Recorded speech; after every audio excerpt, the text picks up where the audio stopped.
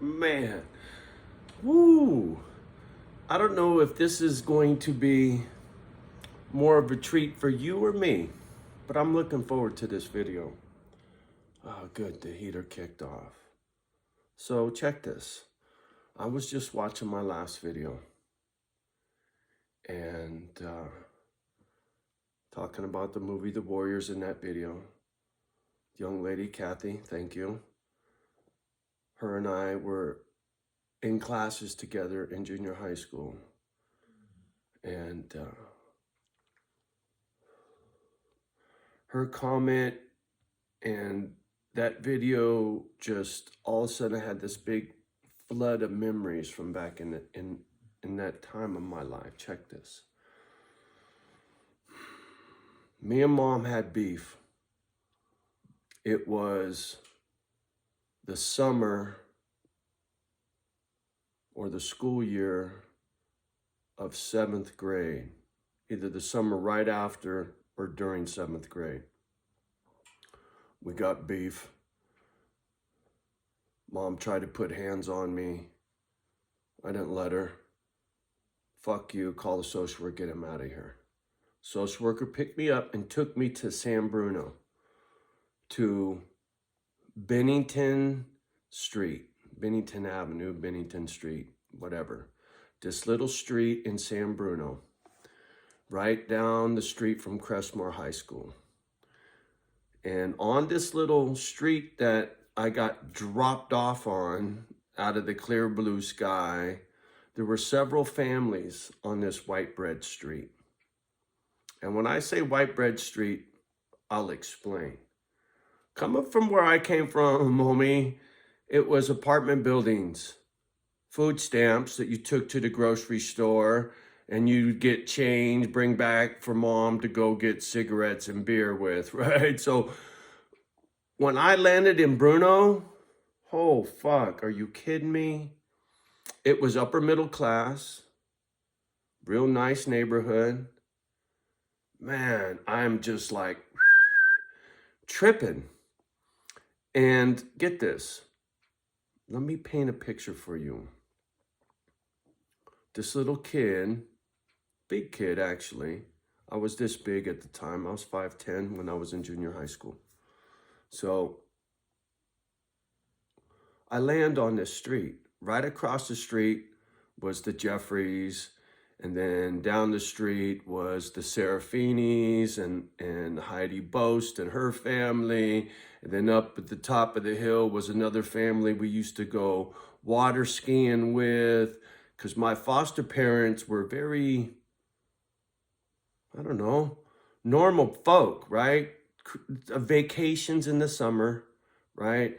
We would go to the lake and go water skiing with friends of family and this and that. The family that lived across the street from us, the Marcellis, Brenda, she hung out with this chick, Kathy.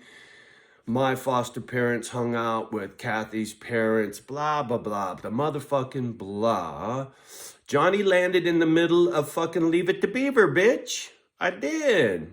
I really did. I shit you not. I went from the ghetto and I got dropped into fucking dream come true land, right? But it wasn't mine. It was what it was. Get this. This street that I lived on, there were a lot of people that lived on this street that were close to my age, right? And this was in the fucking 70s, homie. The 60s was on its way out. It was still hanging in there. We still rocked some bell bottoms and shit. And, you know, sex, drugs, and rock and roll. It was before herpes and AIDS and shit that freaked everybody out. Back in the day, it was go get a shot from the doctor and you were good to go. No matter what you did, it wasn't going to kill you. Anyway, sex ed, junior high school style, right? Anyway, on this street, it was a real steep hill, went down and came back up. I was on the came back up side, but then up on this side of the steep side, there was this family, Serafini family. This chick, Leah Serafini, was my age. She had a baby brother, Joey.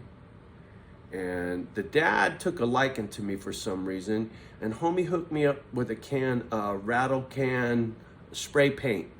Candy apple red spray paint for a bicycle, little BMX bicycle. I was always wrenching on shit. So when they took me from Redwood, I had to take my bike and I had a garage full of bike. I was running a little bicycle shop out of my garage. People will remember, all right, hold on, slow down, Johnny.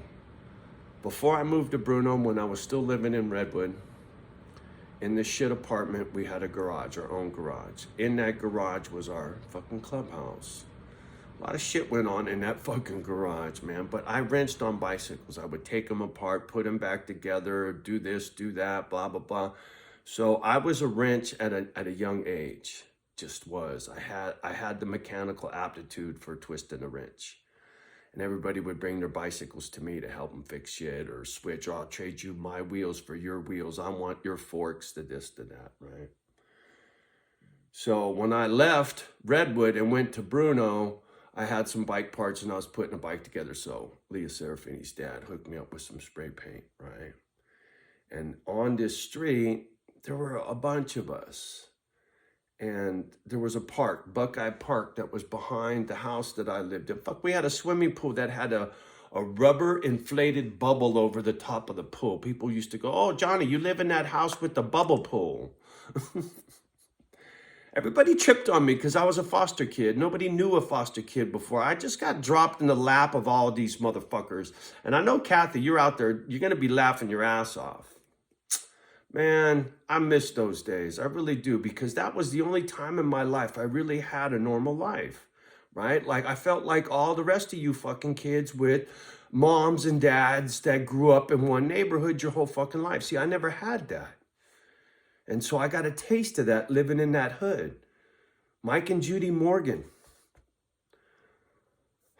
Donna and Nancy, man, I can't tell you how impactful that part of my life was. I got to be white bread normal for a second, man. It was cool. I got to see how a square lived, but I was always this on the inside, man. That's where I came from. But I got to see it. You know, that's how I know what I know. I've lived a lot of different lives in my life. Man, sad thing is, the Serafini family just goes to show you, man, it don't matter where you live. Poor Leah, she had a hard time. One of her brothers played pro baseball, man. So, I mean, it doesn't matter where you land or where you are given birth, where you where you plop out into the world, right? You got to do what you got to do to make the best of it, man. And sometimes the world will eat you alive. The world ate Leah alive. I hope she's okay now. I know she was doing much better. Last time I fucked around on Facebook years ago, she looked like she was doing a lot better, but she had a hard time. I mean, I've seen a lot of a lot of lives in my life get ruined and other ones come up that were ruined and get better, and success stories and failure stories. I mean, when you live in as many families that I've lived in, motherfucker, please. Not to mention the time frame that I was born in the 60s, right? Technology in the 60s, technology where it is today, what I'm doing on this gadget, right? Kathy just popped up a banner, something about Simple Man. Thank you, darling. Anyway, yeah, for real, man. It trips me. I trip balls on how things have seriously progressed in my lifetime from my life in the 70s, man. Sticks and stems, dog. Just saying. Anyway, much love, y'all. I hope you enjoy my nonsense. These memories are kind of fun to fuck with. and to share them. I'm not doing them. Fuck, if I could put in a video what's up here and not just fucking words, you guys would be like jaw struck. I shit you not. Anyway, y'all have a beautiful day. I just had to share right quick. Peace.